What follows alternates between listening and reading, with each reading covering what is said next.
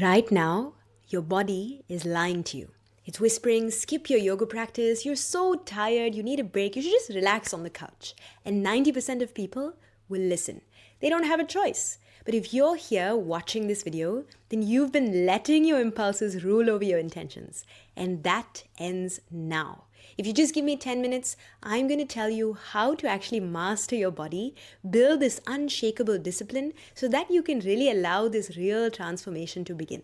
I'm Sushmita, but you can call me Sushi. And on this channel, I help people really master their minds through yoga using a time-tested, ancient system of Ashtanga Vinyasa. And I help loads of people in my Yoga Mastery program. And the ones that actually make progress know that this isn't just theory, it's actually the most important part to build that connection between their mind and body. So if you're ready to show the body who's boss, then let's dive right in. Think of your body as the puppet and your mind as the puppeteer. The problem is, for many of us, the puppet has started pulling the strings. And when you roll out your mat and your body says, oh, I don't really want to practice today, then your mind just agrees. The slightest discomfort arises and you let yourself off the hook and you just end up scrolling on your couch, and then next thing you know, you've lost time and you have other things to do. You just get up, roll up your mat, and then say, okay, tomorrow I'll try again. If you feel like you're in a constant battle with yourself, then just know you're not alone and that you have more control than you think. You see, your body's primary job is to seek comfort and pursue its basic desires. So when you want to roll out your mat and feel a good stretch, it might suddenly tell you, oh, I'm hungry, or I'm too cold, or I just need some kind of stimulation.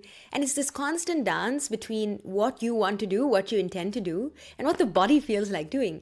And this is actually a backward dynamic, and most of us don't even realize it because we're so just operating on autopilot, and we don't even see the signs. We don't even see that it's happening. The real issue is that when you consistently let your body call the shots, you're reinforcing the idea that the immediate thing that your body needs, that immediate comfort, is more important than your long-term goals. And you're letting your mind off the hook before your body has a chance to adapt and to grow stronger. So how can we actually take back control, and how do we put the mind back in charge? It starts with teaching your body who's the boss. Imagine you're holding a challenging pose like Navasana or boat pose, and you tell yourself, I'm going to hold this for 5 breaths. And after 2 breaths, your body starts to protest.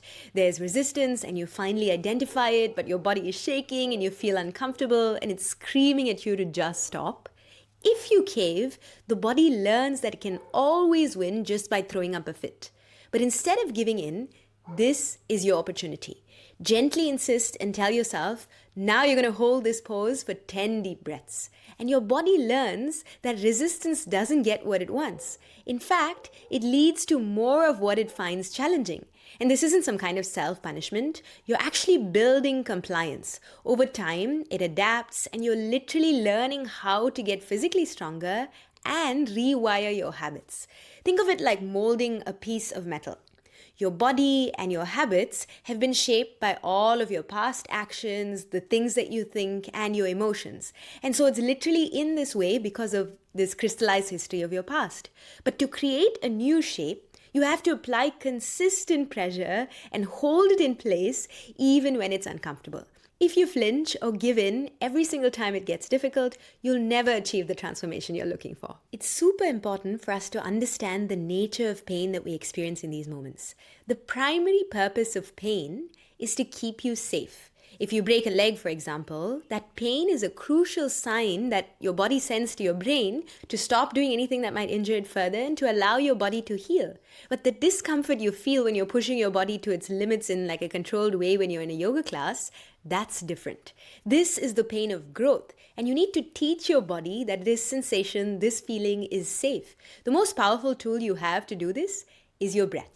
Conscious, steady, deep Ujjayi breathing sends this signal to your nervous system that everything is okay, you're not being attacked, your leg isn't broken, and that this transformation is safe. When resistance comes up in your body, you meet it with awareness. You acknowledge it. You can even say to yourself, I see you, I see that you're here to protect me, but we're safe and we're learning to work with our body so that this transformation comes from the inside. Now let's do a practical challenge just to help you really feel this. I know you're probably thinking you don't have to do it right now, but if you don't do it, then it's one more time that you're losing the game and your body is not going to comply. So you're going to get into a plank pose and you're going to start your timer for just 1 or 2 minutes, depending on how long you can do it. If 1 minute feels difficult, just do 1 minute. If you're used to doing planks, do at least 2 or 3 minutes. And as you hold, I want you to just notice what your mind is telling you.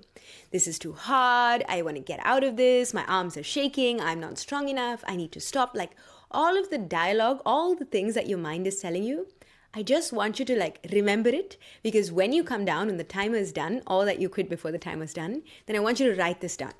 I came down because, and fill in the blank. Now pause the video right now. Pause it. I'm not going to move for a second just so you actually pause the video.